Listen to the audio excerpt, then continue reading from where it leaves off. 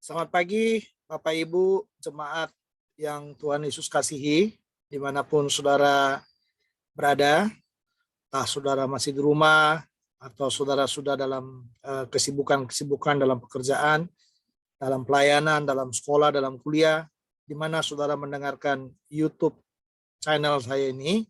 Saya percaya saudara adalah orang-orang yang diberkati oleh Tuhan. Pagi ini bersama saya Pendeta Hermon Sregar dalam renungan pagi yang masih membahas seputar surat Roma. Hari ini kita melihat Roma pasal 11 ayat 1 sampai dengan 10. Sekali lagi Roma pasal 11 ayat 1 sampai 10. Demikian firman Tuhan. Maka aku bertanya, adakah Allah mungkin telah menolak umatnya? Sekali-kali tidak. Karena aku sendiri pun orang Israel dari keturunan Abraham dari suku Benyamin. Allah tidak menolak umatnya yang dipilihnya. Ataukah kamu tidak tahu apa yang dikatakan kitab suci tentang Elia waktu ia mengadukan Israel kepada Allah? Tuhan, nabi-nabimu telah mereka bunuh, mesbah-mesbahmu telah mereka runtuhkan. Hanya aku seorang dirilah yang masih hidup dan mereka ingin mencabut nyawaku. Tetapi bagaimanakah firman Allah kepadanya? Aku masih meninggalkan 7.000 orang bagiku yang tidak pernah sujud menyembah Baal. Demikian juga pada waktu ini ada tinggal suatu sisa menurut pilihan kasih karunia. Tetapi jika hal itu terjadi karena kasih karunia, maka bukan lagi karena perbuatan, sebab jika tidak demikian, maka kasih karunia itu bukan lagi kasih karunia. Jadi bagaimana Israel tidak memperoleh apa yang dikejarnya, tetapi orang-orang yang terpilih telah memperolehnya. Dan orang yang lain telah tegar hatinya. Seperti ada tertulis, Allah membuat mereka tidur nyenyak, memberikan mata untuk tidak melihat dan telinga untuk tidak mendengar sampai kepada hari sekarang ini. Dan Daud berkata, biarlah jamuan mereka menjadi jerat dan perangkap, penyesatan dan pembalasan bagi mereka. Dan biarlah mata mereka menjadi gelap, sehingga mereka tidak melihat, dan buatlah punggung mereka terus-menerus membungkuk. Bapak Ibu, saudara-saudara yang dikasihi oleh Tuhan, dalam teks kita hari ini, kita dicoba ya, atau Paulus mencoba mengajak kita untuk berpikir lagi tentang yang disebut dengan pilihan karena kasih karunia. Ya, pilihan karena kasih karunia. Kalau dikatakan pilihan karena kasih karunia, itu berarti ya Tuhan tahu siapa yang akan dipilihnya, dan pilihannya itu berdasarkan kasih karunia-Nya, berdasarkan kebaikannya, tanpa harus melihat siapakah kita, tanpa harus melihat apa yang kita kerjakan dalam hidup ini. Dia memilih kita apa adanya. Dia memilih kita sesuai dengan rancangan-rancangan yang telah ditetapkannya bagi kita secara pribadi. Makanya orang-orang pilihan itu unik sekali. Beragam-ragam, ya, berbagai macam bangsa, suku, ras, dan lain sebagainya. Tuhan pilih semuanya, Tuhan kumpulkan semuanya dengan satu wadah sekarang yang disebut dengan gereja itu. Bermacam-macam orang di sana. Tetapi Tuhan mau sebenarnya menggerakkan kita, membawa kita kepada satu pemikiran bahwa kita ini adalah karena pilihan Tuhan di dalam kasih karunia-Nya. Makanya sebenarnya Paulus memulai dengan satu statement di sini, satu pernyataan. Dikatakan begini, maka aku bertanya, adakah Allah mungkin telah menolak umat? Dia melihat Israel, sementara Israel seperti diparkirkan, lalu seperti tidak masuk di dalam di dalam perjuangan yang ada sekarang ini, dalam perjuangan iman itu, ya seperti dipinggirkan. Nah, sehingga dia bertanya, adakah Tuhan menolak umatnya? Ternyata dia bilang sekali-kali tidak, karena aku sendiri pun, alasannya dia, karena aku sendiri pun orang Israel dari keturunan Abraham dari suku Benyamin. Ya, Tuhan nggak menolak umatnya secara pribadi. Ya, secara pribadi demi pribadi mereka tidak menolak, Allah itu tidak menolak umatnya. Karena Paulus katakan, aku orang Benyamin, suku Benyamin, aku orang Israel asli loh, katanya gitu. Ya, aku tidak ditolak, malah aku dipakai untuk menjangkau yang lain, untuk membawa orang-orang yang tidak percaya, orang-orang yang bukan Yahudi kepada Tuhan. Sehingga kalau sudah lihat dalam ayat yang kedua, Paulus lebih dalam lagi menjelaskan kepada mereka, Allah tidak menolak umatnya yang dipilihnya. Ya, umatnya yang dipilihnya. Tidak pernah ditolak. Allah tidak pernah menolak Israel. Ya, umatnya yang ada dalam Israel itu, dalam bangsa itu tidak pernah ditolak oleh Tuhan. Ataukah kamu tidak tahu apa yang dikatakan kitab suci tentang Elia waktu ia mengadukan Israel kepada Allah. Ini menarik ini saudara. Karena Elia pada waktu itu datang dalam ayat 3, Tuhan nabi-nabimu telah mereka bunuh. Mesbah-mesbahmu telah mereka runtuhkan. Hanya aku seorang diri yang masih hidup dan mereka ingin mencabut nyawa.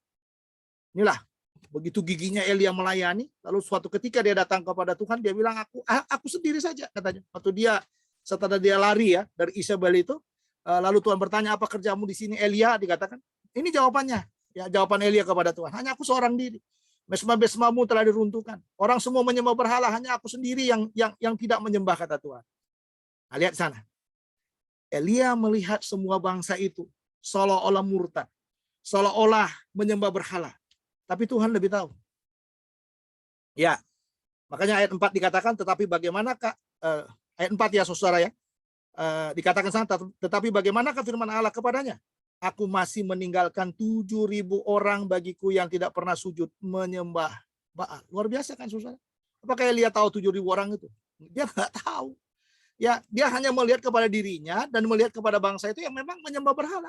Semua orang memusuhi dia, semua orang mengejar-ngejar dia, dan semua orang ingin membunuh dia, termasuk Isabel yang begitu menakut-nakuti dia pada masa itu. Sehingga dia katakan kepada Tuhan, aku sendiri loh Tuhan yang hidup. Hanya aku sendiri Tuhan yang hidup. Semua sudah menyembah berhala. Apa yang dikatakan oleh Elia kepada apa yang dikatakan oleh Tuhan kepada Elia? Ya, sederhana tuh bilang, oh enggak, masih ada 7.000 orang lagi katanya. Nah, 7.000-nya dari mana? Lah itu yang Tuhan simpan. Enggak pernah menyembah kepada berhala. Ya, tidak pernah mengkhianati Tuhan. Tuhan buat yang orisinil. Tuhan siapkan umatnya yang orisinil, yang benar-benar tidak terkontaminasi dengan penyembahan berhala pada masa itu. Nah, makanya dikatakan lagi di dalam ayat-ayat yang berikutnya, ayat yang kelima, demikian juga pada waktu ini ada tinggal suatu sisa menurut pilihan kasih karunia. Jadi kalau kita mau katakan apakah Israel tidak dipilih? Oh masih, Allah jangan bilang Israel itu disingkirkan. Sekarang kelihatan diparkir. Tapi nggak baik, masih ada pilihan Tuhan di sana. Karena Paulus sudah bilang, saya sendiri kan dipilih. Saya nggak tahu, masih ada umat yang akan tersisa. Masih ada. Ya, masih ada dan masih ada. Dan mereka semua disebut oleh Tuhan dengan istilah Israel itu. Ya, dengan Israel itu. Nah, lalu ayat yang ke-6, tetapi jika hal itu terjadi karena kasih karunia, maka bukan lagi karena perbuatan, sebab jika tidak demikian, maka kasih karunia itu bukan lagi kasih karunia. Nah, inilah yang dibilang. Pilihan karena kasih karunia. Jadi bukan karena perbuatan kita sebenarnya. Ya, kalau karena perbuatan seharusnya semua Israel dilibatkan di dalam. Tapi Tuhan bilang enggak. Ini ada pilihan kasih karunia. Secara bangsa, dia tetap umatnya Tuhan. Tapi secara individu, secara sebagai umat, ya, manusia itu harus bisa melihat dia pilihan Tuhan apa. Jadi saudara, yang mau saya katakan kepada saudara pada bagian ini mungkin seperti yang dikatakan Paulus dalam ayat 7 itu. Jadi bagaimana Israel tidak memperoleh apa yang dikejarnya, tetapi orang-orang yang terpilih telah memperolehnya. Dan orang yang lain telah tegar hatinya. Kan seperti itu saudara. Ya. Jadi dikatakan Israel tidak memperoleh apa-apa yang dikejar. Mereka berjuang dengan perbuatan baik. Berjuang menolak Mesias. Berjuang dengan hukum Taurat. Tapi Tuhan bilang enggak. Di dalam Yesus ada pilihan kasih karunia. Enggak ada yang lain. Ya, karena dalam Yesus itu tidak ada pilihan kasih karunia. Ya satu-satunya cara ya harus mengikuti metodenya Tuhan. Caranya Tuhan menyelamatkan itu. Kita nggak boleh merubah metodenya Tuhan. Metodenya Tuhan itu pilihan karena kasih karunia. Siapa yang menentukannya? Ya Tuhan yang menentukan. Kalau kita bilang kita yang menentukannya, berarti perbuatan baik kita akan menonjol di sana. Tetapi karena Tuhan yang memilihnya, memilih kita saudara, sehingga perbuatan baik itu mati di sana saudara. Semuanya karena kasih karunia. Saya bisa melayani karena kasih karunia. Saya ada karena kasih karunia. Makanya itu yang selalu saya katakan kepada banyak orang, kepada saudara-saudara saya yang dekat, kepada jemaat, selalu saya katakan, jangan mengabaikan kasih karunia Tuhan. Ya, kalau kita mengalami kasih karunia itu seharusnya kita akan hidup dalam kasih karunia itu. Ya, kita akan menunjukkan bagaimana hidup di dalam kasih karunia. Kita mengalami kasih karunia yang berlimpah daripada Tuhan, seharusnya saudara kita menunjukkan ya tatanan hidup yang penuh dengan kasih karunia. Jadi bukan tatanan hidup yang serampangan. Ya, tatanan hidup yang kita hidup dalam kasih karunia, kita menikmati kasih karunia, kita ini masih terus saja ngomongin orang, terus saja gosipin orang, terus saja menjatuhkan orang, ya kan? Atau kita hidup karena kasih karunia, terus saja korupsi, terus saja melakukan hal-hal yang bejat, terus saja tidak mempermuliakan Tuhan. Nah, saudara-saudara, Anda mengalami kasih karunia. Kita layak sebagai umat pilihannya karena kasih karunia. Kita layak mendapatkan surga itu karena kasih karunia. Seharusnya tampilkanlah kehidupan kasih karunia itu di tengah-tengah dunia ini. Jangkaulah mereka yang belum mengenal yang belum mendengarkan kasih karunia itu, minimal memberitakan sehingga mereka tahu mereka terpilih apa enggak. Ya, mereka mendapatkan pilihan karena kasih karunia atau enggak. Kan harus bicara kita. Karena pilihan itu kan tidak otomatis. Tidak otomatis Tuhan menggiring orang secara otomatis datang ke gereja. Tidak, saudara. Perlu pemberitaan Injil. Supaya lewat pemberitaan Injil itu penghakiman itu terjadi atas mereka.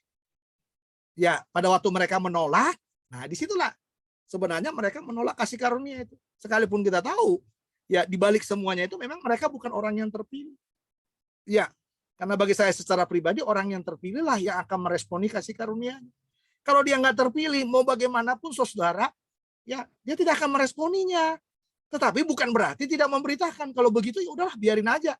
Ya kan Tuhan yang lebih tahu, Tuhan aja yang kerja. Salah kita. Kita ini menjadi alatnya Tuhan di tengah-tengah dunia ini untuk apa? Untuk memberitakan kasih karunia itu, untuk menyampaikan kabar sukacita itu, kabar baik lewat Injil itu.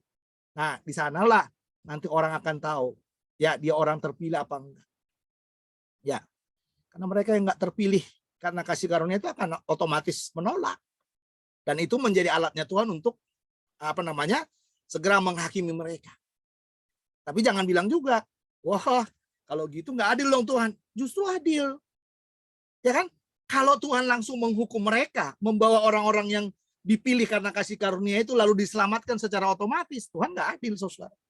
Makanya semua harus mendengarkan Injil. Dengan mendengarkan Injil itu kita tahu respon dari mereka. Dan berdasarkan respon itulah mereka akan dihakimi. Sekalipun kita tahu di balik semuanya itu Tuhan yang punya otoritas. Tapi jangan berhenti. Makanya kita ini harus jadi gereja yang bagaimana, saudara? Gereja yang misioner. Kita harus jadi orang percaya yang misioner. Iya, menjadi orang percaya yang misioner. Yang terus mengerjakan pekerjaan Tuhan itu sehabis-habisnya dalam hidup kita. Ya, terus PI pemuritan, bawa dia ya menjadi orang yang terus boleh memberitakan kerajaan Allah. Ya, bawa dia untuk menjadi orang-orang yang punya kuasa di tengah-tengah dunia. Nah, ini perlu saudara. Jadi jangan kita ini nggak melakukan apa-apa. Ya, berhenti saudara menjadi orang percaya yang istilahnya saya bilang tanda petik ya, yang mandul, nggak bisa ngapa-ngapain. Berhenti jadi orang percaya yang jadi gereja aja, jadi jemaat yang baik. Berhenti saudara. Kita harus terus bergerak dalam misinya Tuhan yang besar ini.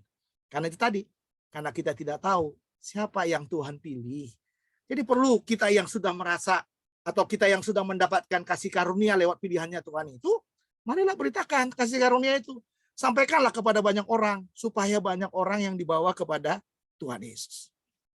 Jadi saya simpulkan, pilihan itu karena kasih karunia. Allah tidak pernah menolak umatnya. Allah selalu mempersiapkan umatnya yang dia pilih karena kasih karunia untuk menjadi pengikutnya. Tuhan Yesus memberkati kita. Mari kita berdoa. Tuhan Yesus, terima kasih pilihan kasih karuniamu bagi kami. Kami ada karena kasih karunia, kami menjadi orang percaya karena kasih karunia. Dan kami akan hidup di dalam kasih karuniamu. Tolong kami hari ini supaya kami konsisten dalam pelayanan kasih karunia itu. Dan memberitakan kasih karunia itu kepada banyak orang. Sehingga mereka yang dipilih oleh Tuhan karena kasih karunia, mereka boleh merespon dan percaya kepada Yesus sebagai Tuhan dan Juru Selamat pribadi mereka. Pakai hidup kami, karena kami tahu hidup ini sementara, hidup ini tidak kekal di dunia ini. Kekekalan kami ada di sorga dan kami mau belajar hidup di dalam kekekalan-Mu itu. Terima kasih buat firman hari ini. Hari ini semua aktivitas, pekerjaan, pelayanan, dan semua terobosan-terobosan Tuhan kiranya bersama-sama dengan kami. Terpujilah Engkau, dalam nama Yesus kami sudah berdoa. Amin. Sampai di sini renungan pagi kita. Selamat berjuang, selamat bekerja, sukses dalam semua usaha pekerjaan saudara. Beritakan kasih karunia dimanapun saudara berada. Tuhan Yesus memberkati. Saya undur Pendeta Hermon Siregar. Jumpa lagi esok. Tuhan Yesus memberkati. Shalom.